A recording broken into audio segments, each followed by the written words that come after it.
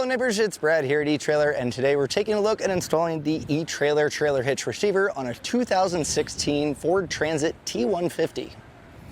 Now this is what your hitch is going to look like when it's installed on your Transit, and it's an exposed cross tube, which means you can see a good majority of the hitch. But honestly, on something like this, you're probably not too worried about the aesthetics, and this one is actually a really good option because it is a 2" by 2" receiver tube opening, which is going to be great. You're going to have a ton of different options when it comes to accessories. So whether you're putting a ball mount, a bike rack, or cargo carrier on your hitch, you'll be able to pick from a bunch of them. Now all of them are going to stay in place with a 5/8 pin and clip.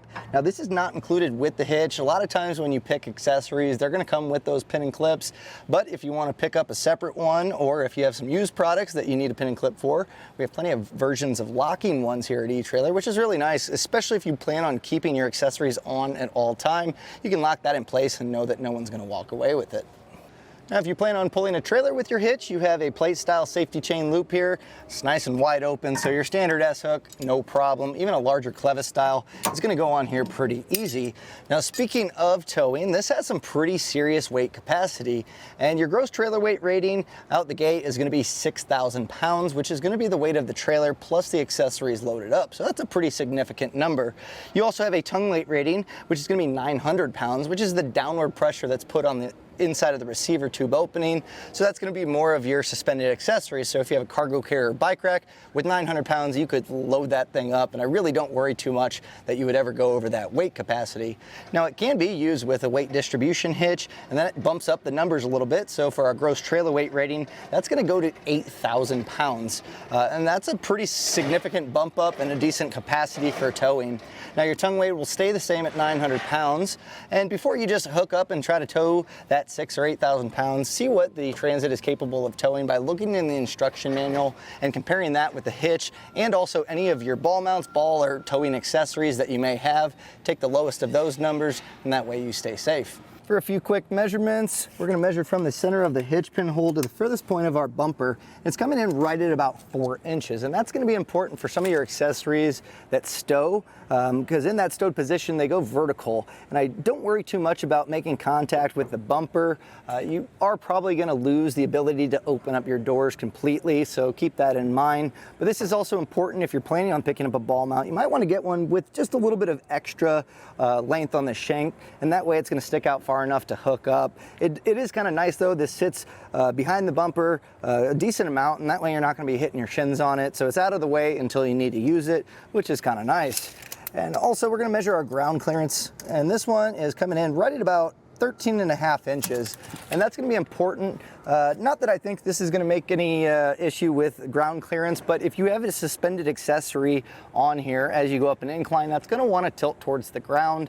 That's also going to be an important measurement for that ball mount. That way you can determine if you need a rise or a drop. So with that measurement, just measure the coupler of your trailer that you're going to be towing and take the difference, and that way you can determine that rise or drop necessary. On this hitch, it's actually pretty easy. You're going to fish wire 2 bolts inside of the frame rail, and there's going to be 4 holes that we have to tap out.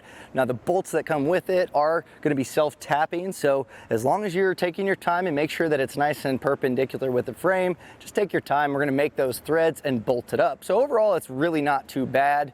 Don't let that tapping of the holes kind of worry you too much. It's pretty easy. So I'm going to walk you through all the steps, make sure you get your hitch installed. So let's take a look at it. So there's 2 on each side, so just spray that with some penetrating oil, and a tube brush works really well. You just want to knock any of the dust and dirt and just whatever buildup over time that it has accumulated loose, and that's going to allow us to get a nice clean tap.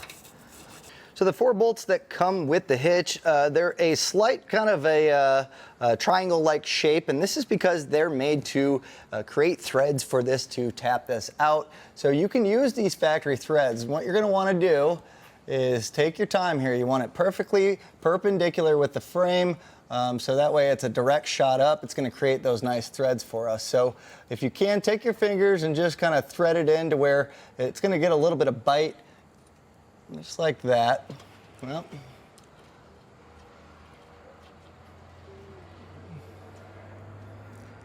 And then once it's kind of holding in place, if you can get that to bite in by hand, the trick is definitely going to be making sure that it's squared up. So I can't get this to bite in. I'm going to put a little bit of pressure with the socket and the ratchet. So this is going to be a 15mm socket to accomplish this.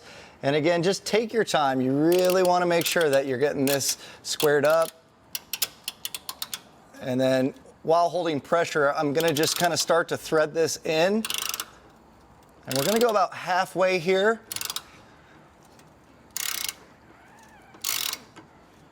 And once it starts biting, that should be a good sign to show you that it's going in straight. So just kind of keep that pressure on there and draw this up about halfway. So once we get to this point where it's threaded through, you're going to feel it start to get pretty easy and be able to kind of go up. That's what we're looking for. And we need to do that for the remainder 3. Now, if you don't want to use that bolt, totally get it. You can use a tap, and this is going to be an M12 by 1.75. It's going to be the similar concept here. I prefer a tap. This is kind of what I'm used to, and it kind of allows me to make sure that it's a little more squared up. So if you want to do that, that is also another option. So I'll just go through, and same process, just kind of make sure it's perpendicular while doing this, and then we'll just clear that out. So with those all tapped out properly, just make sure that bolt goes through again and then pop those out.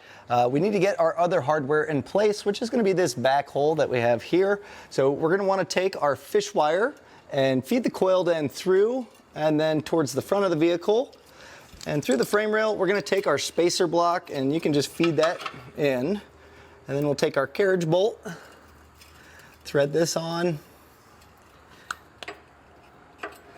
and then we'll just drop this in place. The fish wire does seem a little excessive. You could almost just drop this in, but it's really nice when we raise the hitch up in position. We'll be able to slide it up and kind of keep tension on this, and that way it doesn't push back in the frame rail when we're trying to get our hitch in place. So go ahead, repeat that same process on the other side. Now with an extra set of hands, we're going to get our hitch raised in place and have your serrated flange nut ready to go. Now on the passenger side, it's a little tight by the exhaust, but not to worry. We're going to just take our fish wires, feed that through the back hole, and then slide our hitch up into place. And once we get those threads passed through, we can pull off our fish wire and then get our serrated flange nut started.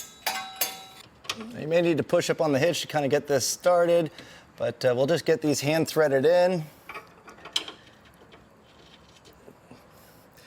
And then we're going to go back and just snug everything down. So these are going to be the 15. This is going to be a 3/4 inch socket to get snug. Now once everything's snugged down, we're going to come back with our torque wrench, and the torque settings are found in the instruction manual. And this is going to be really important, especially making our own threads. We want to make sure that it's tightened down enough that it's going to stay in place the rest of the lifespan of the hitch, but also it's not too tight, causing damage to those threads or any of the hardware. So go through and we'll go ahead and get these all torqued down properly. Now the torque setting does change for the bolts versus the nut, so just make sure that you're taking that into account and adjusting your torque wrench accordingly.